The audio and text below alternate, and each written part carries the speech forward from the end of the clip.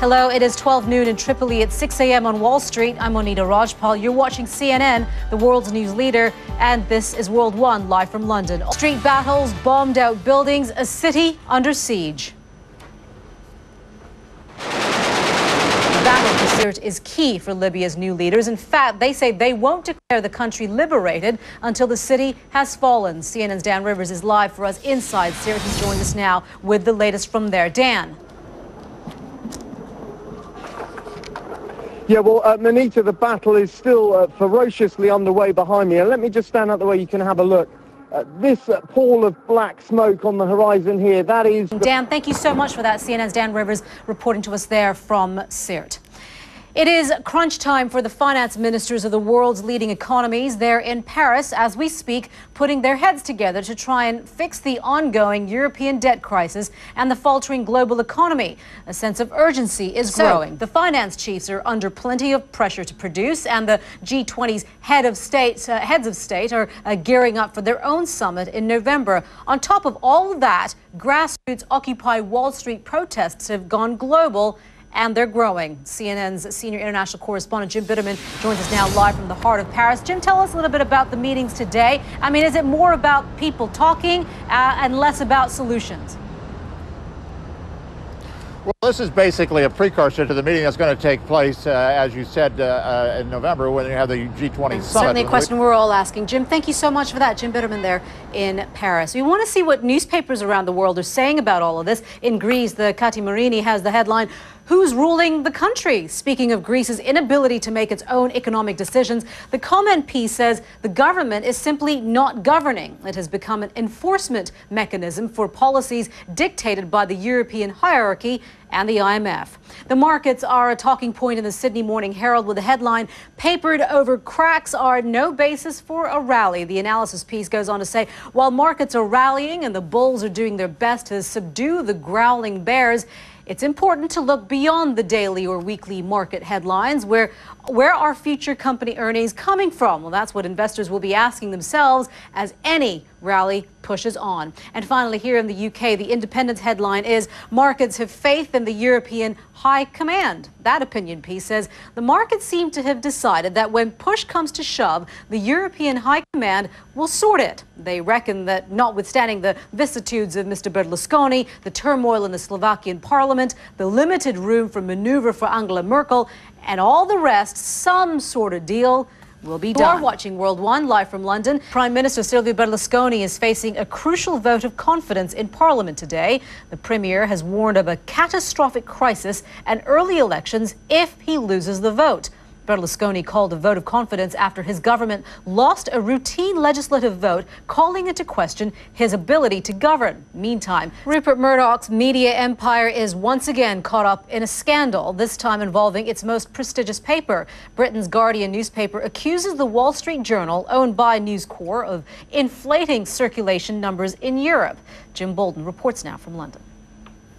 Officials say more than 1 billion cubic meters of water is flowing through Thailand's capital, Bangkok. Each day, emergency workers are scrambling to prepare the city for a big surge of water runoff and seasonal high tide. More than 280 people have died in floods and mudslides throughout the kingdom, and that's been caused by heavy monsoonal rain pounding Southeast Asia since late July. The floods have dealt a heavy blow to the economy. Japanese car maker Toyota has suspended production due to weather damage. Well, Thailand's Prime Minister Yingluck Shinawatra has spoken to reassure Bangkok's residents that the city should largely be spared from the flooding. CNN's Paula Hancock is in the capital and joins us now on the phone to talk about the preparations underway. Paula.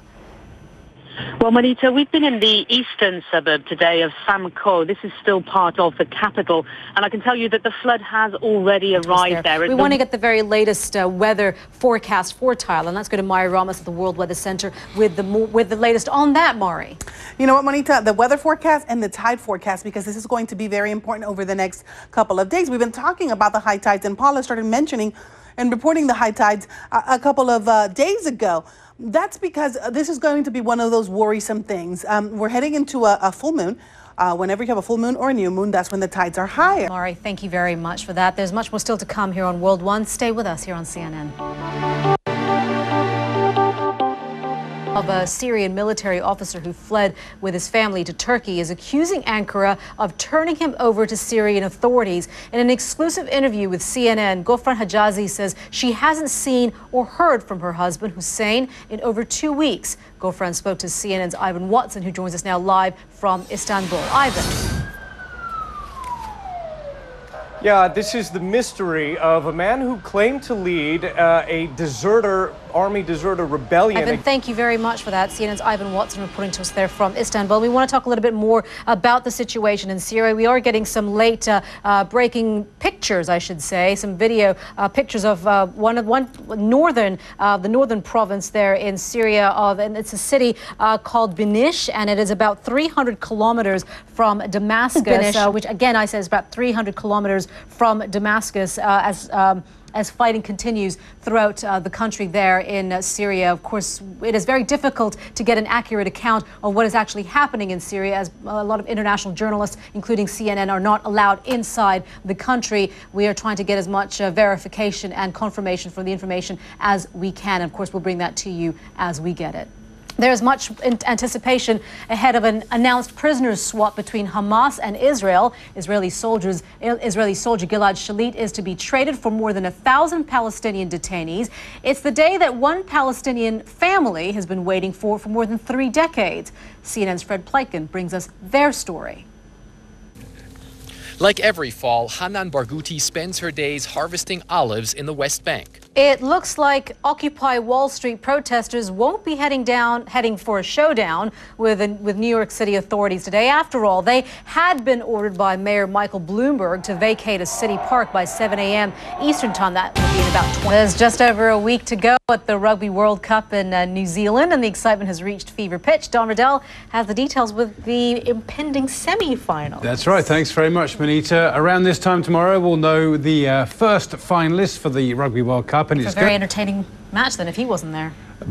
Well, if he can't play, he can't play. Oh well. All right. Thank you very much for that, Don. You're watching World One live from London. He's World One live from London. We are approaching almost 7 a.m. in New York, almost 1 p.m. in Berlin, and almost 8 p.m.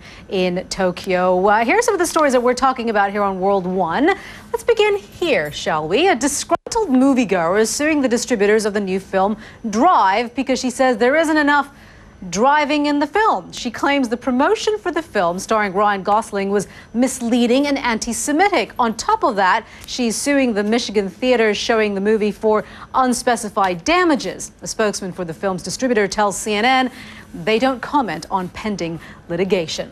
Now, people have been lining up for the release of the iPhone 4S, which goes on sale in several countries today. The phone, which was deemed by critics to be a bit of a disappointment when it was unveiled, is the first Apple product to hit the market since the death of iconic Apple leader and co-founder Steve Jobs. Its popularity is without question, though. In the U.S. alone, Apple has sold 1 million in the first 24 hours via its website and carriers. And you got to check this story out. I love this story. This man who calls himself the Turban Tornado is aiming to break the record for the oldest man on the planet to finish a full distance marathon past the age of 100. Yep, believe it or not, folks. Fawja Singh is 100. The Scotiabank Toronto Waterfront Marathon takes place this Sunday. What a great story. So now, no matter how smart our phones are or how many times we use spell check, typos can creep in, and those little mistakes can cost money. Big money. Online entrepreneur Charles Duncombe, who runs travel, mobile phone, and clothing websites, has been crunching the numbers, and he says a single spelling error can cut online sales in half. And get this, it can cost you a prospective job, too. Duncombe says he's shocked by cover letters that use text speak, and the Confederation of British Industry warns that employers are being forced to invest in remedial literacy lessons for their staff. Well, Charles Duncombe, head of the Just Say Please group, joins us now here in our London studios. Charles, thank you very much for being with. Give us, I guess, explain to us, why would spelling mistakes cost companies money?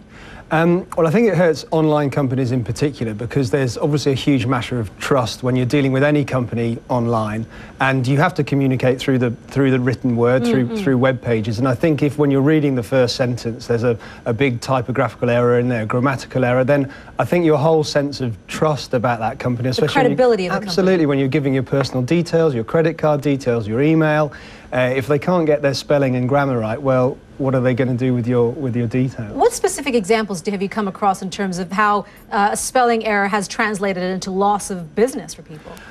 Well, unfortunately, we've actually had it on one of our own websites. Oh dear! I know. And this is how it came about. It was. One of our websites, tightsplease.co.uk, sells women's tights and hosiery, and we actually we misspelt the word tights, believe it or not. I know it sounds incredible, but the G and the H are very close on the keyboard, and sure. so Excuses. I know, but we have web analytics software where you can see the number of visitors to a page and then how much money you make I guess the unfortunate thing is because we are so dependent now, we're such a mobile society, we're so dependent on smartphones or mobile phones, Blackberries and things like that, and computers to do the thinking for us, that we're not really necessarily taking the time. And then of course the spell check as well. Absolutely, and I think the written communication we're doing now is so informal because so much of it is to friends. I don't know what half of them mean. All right, we'll leave it at that. Charles, thank you very much for being with us. We've got some some video of a dramatic scene from northern China a little earlier today. This plane is a flying Leopard fighter, and it came down at an air show in Shanghai. World 1, live from London. I'm Monita Rajpal. Thank you for joining us. Stay with us here on CNN. We'll bring you the update of the news headlines in just a couple of minutes.